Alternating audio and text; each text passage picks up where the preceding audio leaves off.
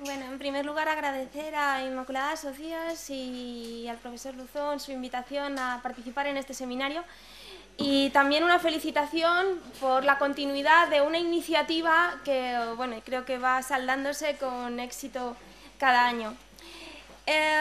Cuando uno contempla estancias como estas, o la residencia de Hearst en Nueva York, Clarendon House, una de las estancias de la residencia, algunos calificativos es difícil rehuirlos, tales como ostentación, lujo, magnificencia, y yo creo que todo ello se debe a que parece que percibimos un aire de residencia cortesana europea, pues de fines del siglo XV o del siglo XVI. Más quien dijo que los viajes en el tiempo no eran posibles. La verdad es que causa sorpresa, sobre todo cuando tratamos de imaginarlo en pleno corazón de Manhattan.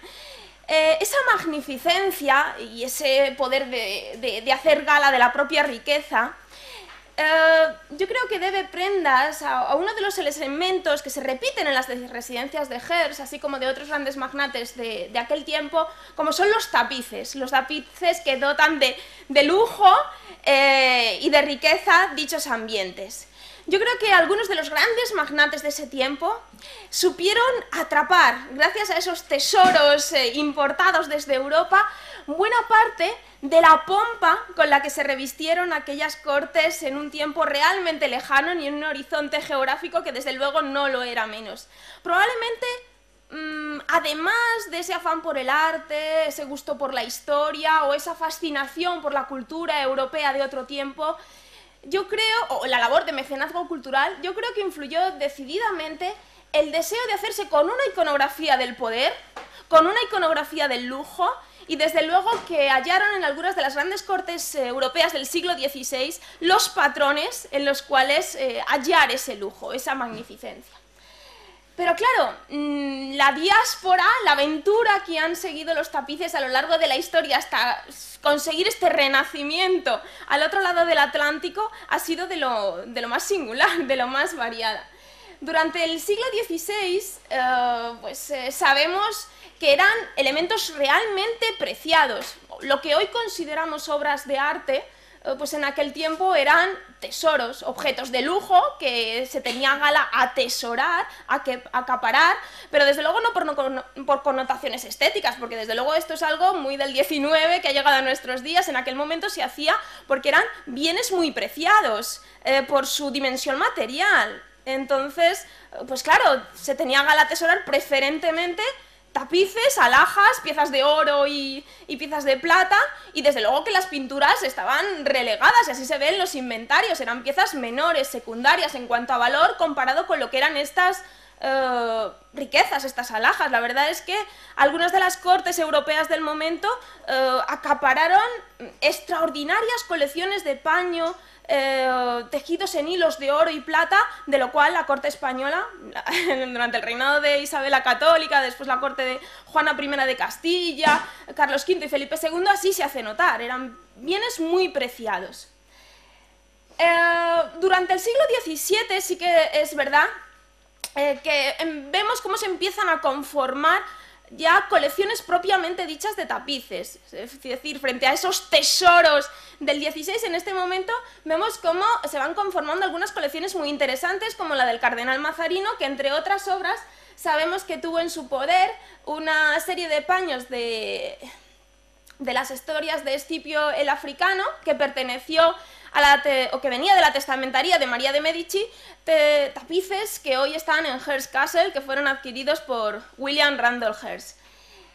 La verdad es que, aunque se fueron conformando algunas colecciones importantes tapiceras durante el siglo XVII, vemos cómo progresivamente los paños van a ir siendo relegados de la decoración de las grandes estancias, de los grandes palacios, poco a poco en favor de la pintura. De hecho, veremos como en algunas grandes residencias, pues bueno, conviven, algunas están decoradas con tapices, otras salas están decoradas con pinturas, y pues bueno, poco a poco se irán desplazando de esos ambientes interiores pero la verdad es que su protagonismo no lo van a perder en modo alguno en las grandes celebraciones, porque eran las que concederían esa pompa tan deseada, tan buscada, y es algo que en algunas de estas imágenes que les he puesto, en este caso de la corte francesa, bien puede apreciarse.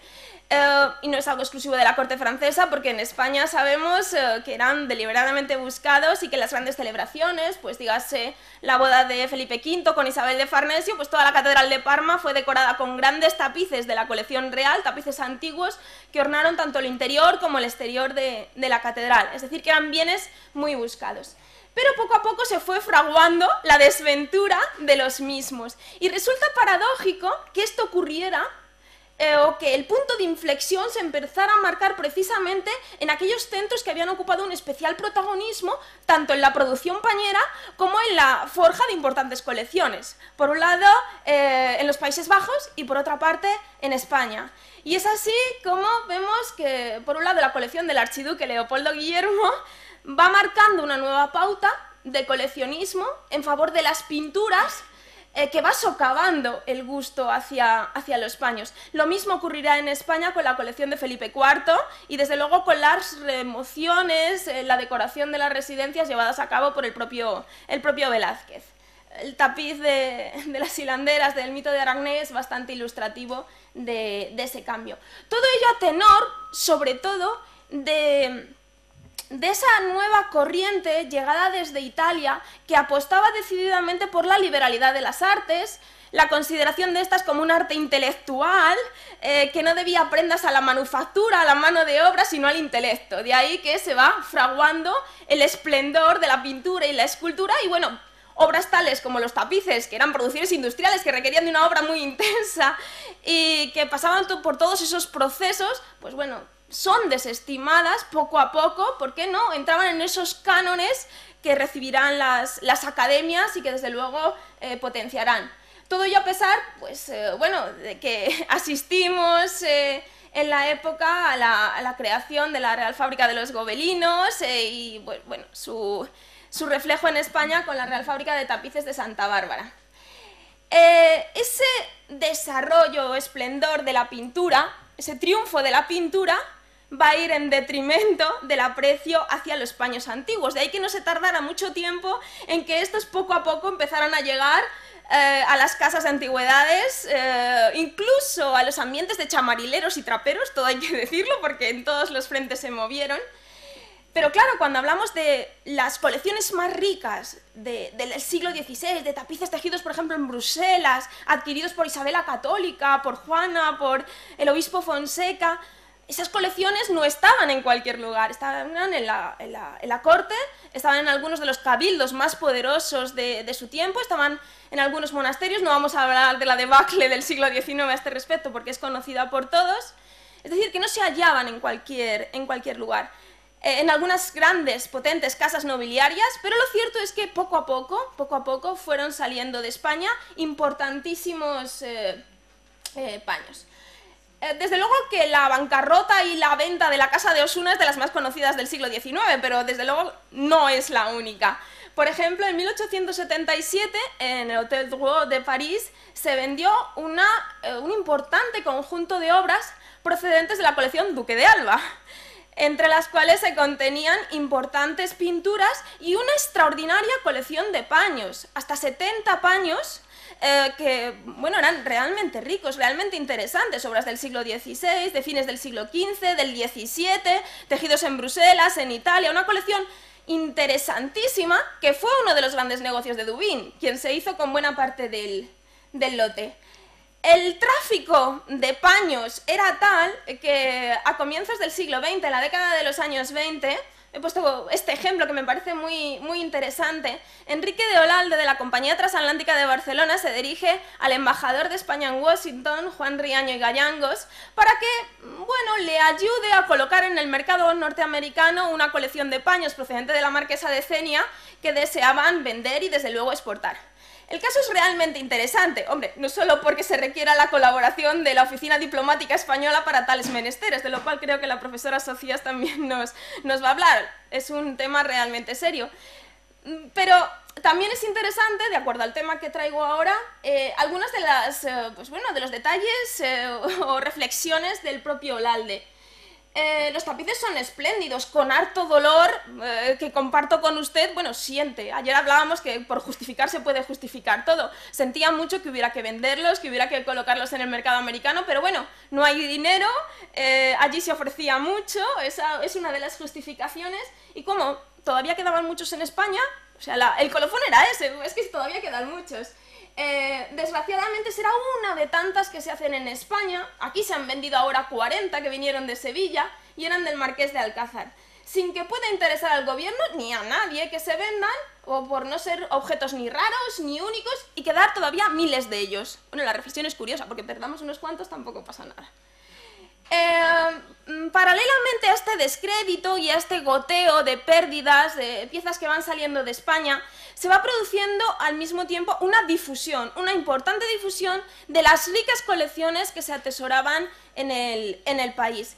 Y en este sentido resultaron realmente importantes los grandes eventos internacionales que se dieron cita durante estos años. Por un lado, la Exposición Histórico-Europea de Madrid, la Exposición Universal de Barcelona, la exposición del año 29 también en la misma ciudad, y fueron muy interesantes porque mostraron todos esos tesoros. Para que se hagan idea, en la Histórico-Europea de Madrid prácticamente todas las salas estaban decoradas con tapices, buena parte de ellos de la colección real española y otros tantos venidos de los principales cabildos, de Burgos, de Toledo, de Zaragoza, donde se fueron exhibiendo. Y en este sentido creo que fue muy importante la labor de la fotografía, porque sirvió excelentemente a los propósitos de lo que sería después el mercado de arte, porque esas estampas se difundieron más allá de nuestras fronteras y se convirtieron no solo en un icono de lo que había, un referente de lo que había y en muchos casos de lo que había disponible, sino también que marcaron ciertas pautas.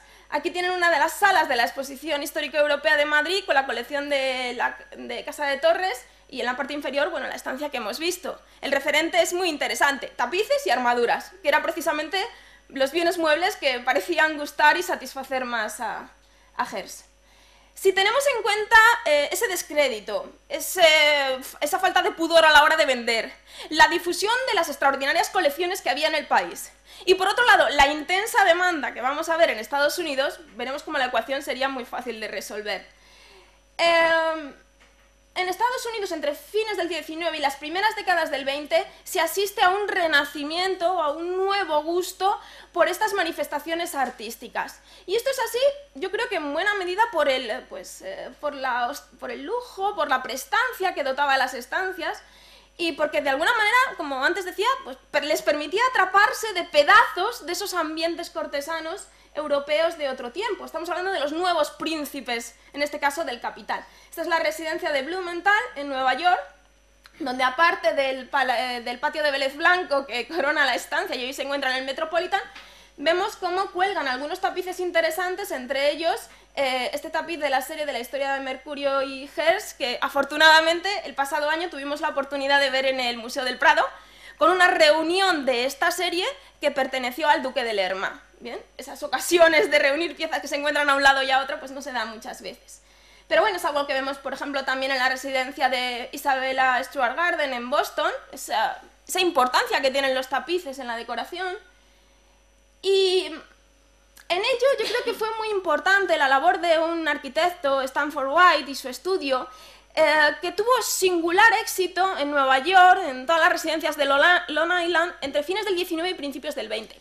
¿Por qué? Pues porque él impulsó una decoración de residencias donde no era tan importante las pinturas, de acuerdo a ese gusto decimonónico, las desplazó completamente de los muros, concediendo importancia a los fragmentos arquitectónicos traídos de Europa, chimeneas, desde luego artesanados, de lo cual el profesor Merino de Cáceres sabe muchísimo, y también de los fragmentos arquitectónicos, y sin duda alguna tapices. Los tapices ornaban y brillaban en sus residencias, y esto es algo que a Hearst, por ejemplo, le gustó mucho. Quiso seguir el estilo de Stanford White, pero no tuvo oportunidad de que trabajara para él, dado que cuando se traslada a la residencia de Clarendon House en Nueva York, en 1908, pues Stanford White había sido asesinado en 1906, un poco antes. Pero desde luego siguió esos modelos. Y otro de las vías de influencia, sin duda alguna, como ayer también comentaba Dimitra, fueron las publicaciones, en este caso las publicaciones de los Boain, acerca de esos ambientes donde el mobiliario español, los tejidos, los tapices tenían gran importancia.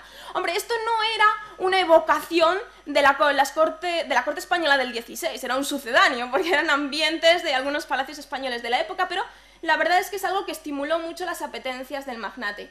Ahí tenemos otra de las estancias de Clarendon House, donde descubrimos otro tapiz, en este caso del Credo de los Apóstoles, que en este caso procedía de una iglesia cercana a Barcelona y bueno, puso en sus manos French & Company. En este caso veo que la presentación ha comido un poco algunas letras, no sé, disculpen. Ahí tienen Refectory Room de Hearst Castle, donde nuevamente sillerías, mobiliario español y desde luego tapices forman parte inequívoca de la decoración. ¿Cómo fue esto posible? Pues dando resolución a una ecuación, como antes decía, realmente fácil. Y como muy bien afirmaba Dubin, en Europa se encuentran los tesoros, en Estados Unidos el dinero. Es cuestión de dar a cada cual lo suyo. Sobre todo cuando los grandes propietarios europeos no tenían especial prejuicio en vender, desde luego, en deshacerse de buena parte de esas riquezas. Pienso que para el mercado de tapices, en este momento, hay una serie de centros fundamentales. Por un lado, Londres, por otro lado, Nueva York, París y en España, creo que sobre todo Madrid, que actuó como una especie de centro de operaciones de las obras que salieron hacia estos mercados. En el caso de Londres se debe destacar desde luego a Harris, la firma Harris, primero Lionel Harris y posteriormente su hijo Thomas Harris, que sigue con la galería de su padre, de Spanish Art Gallery, y que pues sigue con esa fascinación por los tejidos y los tapices españoles, además de las pinturas Goya y Greco, que fueron pues, sobre todo su principal negocio, así como los primitivos españoles. Pero los tapices para ellos fueron realmente importantes y fue una de las vías de difusión hacia Estados Unidos, la escala londinense, a través de esta familia. Ahí tienen la residencia de Bratton Street, de Thomas Harris, donde como pueden apreciar el mobiliario español y nuevamente los tapices es un referente fundamental. Nueva York, sin duda alguna, y entre las casas neoyorquinas destacadas, French & Company. French & Company se distinguió como el negocio especializado por excelencia en tapices, sobre todo tapices antiguos europeos. Para que se hagan una idea, hacia 1922, entre el stock de piezas que tenía la firma, cerca de 1000, 400 de ellas eran paños. Buena parte de los tapices que llegan a los principales museos norteamericanos y coleccionistas de la época pasan por esta firma. ¿Bien? La relación de French & Company, de uno de sus cofundadores, Mitchell Samuels, con Hearst, fue realmente intensa. Había cierta familiaridad, él pues, le dejaba que dispusiera de algunas obras, que las llevara incluso a sus residencias, que apreciara si le gustaba o no, incluso las podía devolver. Y bueno, fue una de las vías de obtención de buena parte del mobiliario y sobre todo tapices. La firma, por ejemplo, le vendió dos lotes de paños de la serie de Escipión el Africano, del siglo XVI, sobre diseños de Giulio Romano. Una de ellas procedía de la colección Mazarino, como antes hemos señalado, pero otra de ellas, y como aparece en una referencia en una carta de Julia Morgan, procedía del Palacio Real de Madrid, de la colección de la Corona Española. Y ciertamente hemos visto que ese segundo lote de tapices que French & Company vende a Hearst sale de las manos del Duque de Sexto. El Duque de Sexto tuvo una relación muy intensa con la corona debido a que fue uno de los promotores de la restauración monárquica y tuvo una especial familiaridad con el monarca Alfonso XII. Otro de los lotes de tapices que French & Company vende a Hearst es esta magnífica, estos magníficos 4 paños, son 4, de la serie Las Edades del Hombre, de hace 1520, que actualmente se encuentran en el Metropolitan de Nueva York.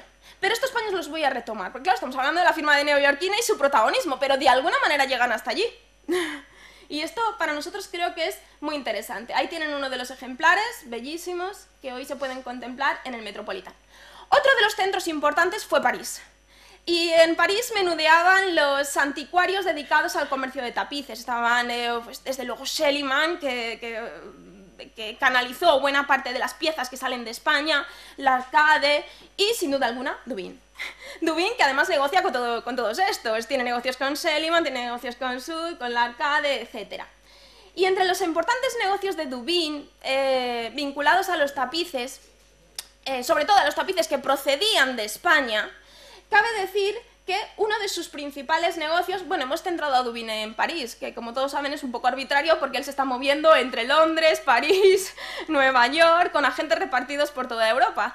Pero lo cierto es que buena parte de las adquisiciones que hemos documentado de tapices procedentes de nuestro país recalan en la capital parisina, se producen a través de la Casa de Antigüedades de París.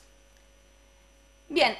Dubin vendió a Hearst estos magníficos paños que ornaron la Spanish Gallery, además, esa recreación del ambiente de la corte europea fue denominada Spanish Gallery.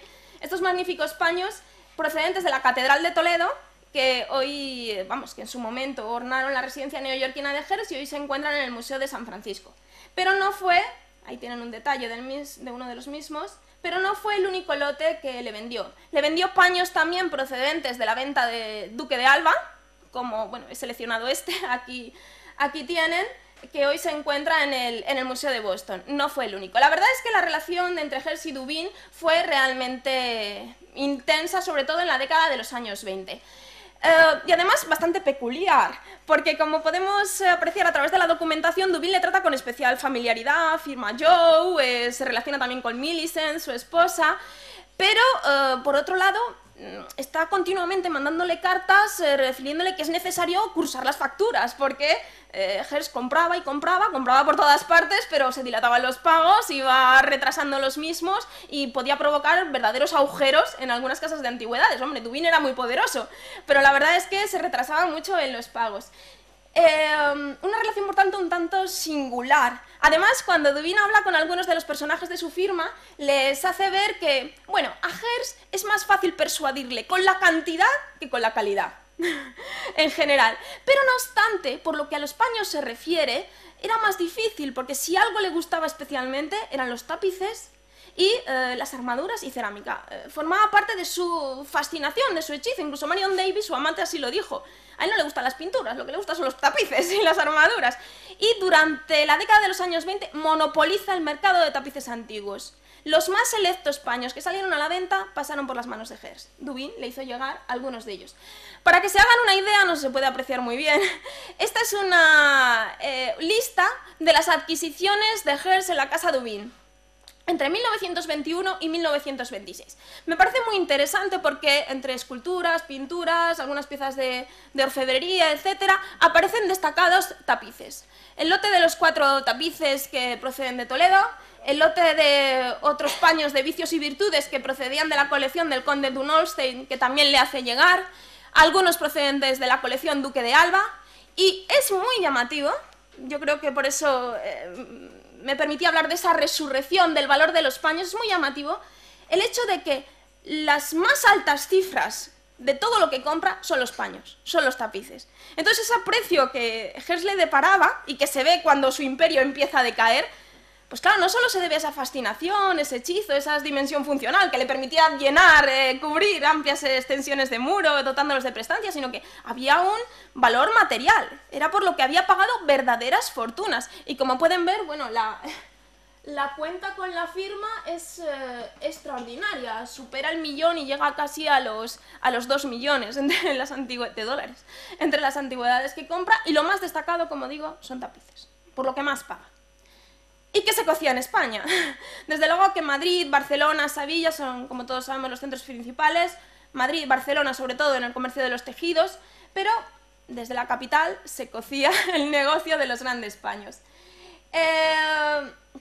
Federico Marés nos da algunas pistas de algunos de los comerciantes que trabajaban con paños a principios del siglo XX y da el nombre de los Salcedo, que decía que ellos compraban los tapices, que los chamarileros bajaban al rastro por la calle Duque de Alba y que como los bajaban para ser quemados, que era bastante frecuente en el siglo XIX, incluso a principios del XX, como los bajaban para quemarlos y obtener el oro y la plata que contenían sus oros, pues Salcedo se encargó de poco a poco ir comprando tapices que los pagaba mucho mejor, a 15, a 20 durillos, bien, estamos hablando de principios del siglo XX en Madrid. Quería destacar, sin duda alguna, entre los negocios con grandes tapices, de Harris he hablado y merece capítulo aparte, porque tenía un gran listado de las grandes piezas que había en nuestro país. Desde luego a Vine, como muy bien estudió en su momento el profesor Merino de Cáceres y bueno, está rescatando Dimitra Gogol. Algunos de los grandes negocios de Vine al respecto fue la venta a Hearst de 4 magníficos paños procedentes de la Catedral de Palencia, que actualmente se encuentran en el Museo de Bellas Artes de Bruselas. Estas son las fotos de la colección del inventario Hearst sobre dichos paños magníficos, y engaña a su cliente porque le dice que proceden de la colección del obispo Fonseca y bueno, no era así. Y quería destacar por último, para terminar, también a Raimundo Ruiz. Raimundo Ruiz fue la vía extraordinaria de salida de ingentes cantidades de obras de arte de nuestro país con destino al mercado americano, y entre todo ello, desde luego, también paños. Él fue quien hace llegar a Estados Unidos estos 4 grandes paños que están en el Metropolitan de las Edades del Hombre, de los que antes le he hablado. French & Company los compra en la venta de Raimundo Ruiz.